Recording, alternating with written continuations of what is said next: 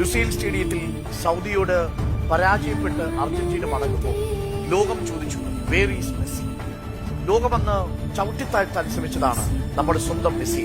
പക്ഷെ പിന്നീട് അതേ ലുസൈൽ സ്റ്റേഡിയത്തിൽ കോടിക്കണക്കിന് മനുഷ്യരെ സാക്ഷി നിർത്തി അങ്ങനെ ലയണൽ മെസ്സിയെ വരമറിയിച്ചു.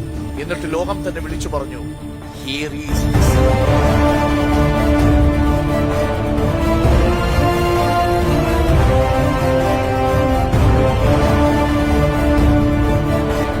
എന്തിനും മടിക്കാത്ത ജോർജിനെ തീർച്ചയായിട്ടും ഭയക്കണം. എന്നാൽ അവിടെ ഒരു നായുണ്ട്, an obedient pitbull, ദത്ത് സഹോദരൻ മാർക്കോ, a born criminal.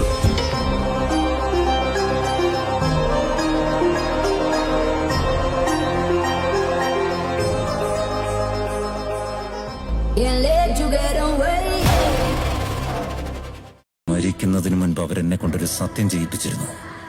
ആ സത്യത്തിനു വേണ്ടി ഞാൻ സ്വാർത്ഥനാകും, ഒരു ഭീരുവാകും, കൊലയാളിയാകും, ക്രിമിനലാകും, ഒരു വില്ലനുമാകും.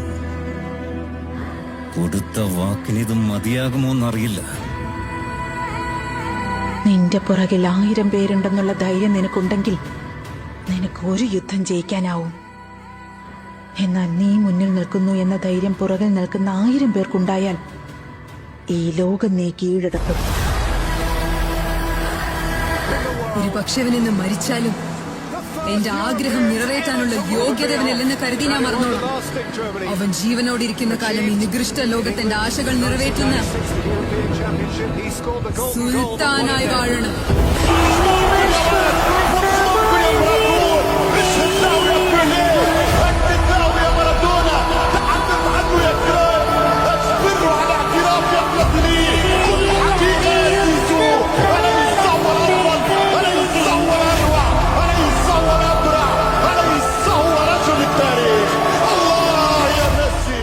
മെസ്സി വേൾഡ് കപ്പ് നേടിയ ഫോട്ടോന്റെ താഴത്ത് കമന്റ് ഇട്ടിരിക്കുന്ന ആരൊക്കെയാണെന്നറിയോ? ഫേസ്ബുക്കിന്റെ ഒഫീഷ്യൽ പേജ്, യൂട്യൂബിന്റെ ഒഫീഷ്യൽ പേജ്, വേൾഡിലെ എല്ലാ ഫുട്ബോൾ ലെജൻഡ്സും അദ്ദേഹത്തിന്റെ താഴത്ത് കൺഗ്രാജുലേഷൻ എന്ന് പറഞ്ഞിട്ടുണ്ട്.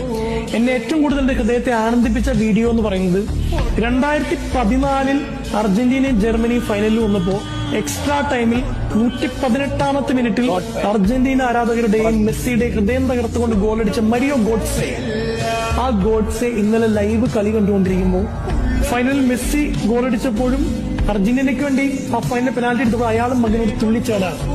അയാൾ പറയുന്നു, മെസ്സി നീ ഇത് പണ്ടേ അർഹിച്ചിരുന്നു. എങ്ങനെയാണ് ശത്രുക്കൾ പോലും സ്നേഹിക്കുന്ന രീതിയിൽ ഒരാൾക്ക് വളരാൻ പറ്റുക?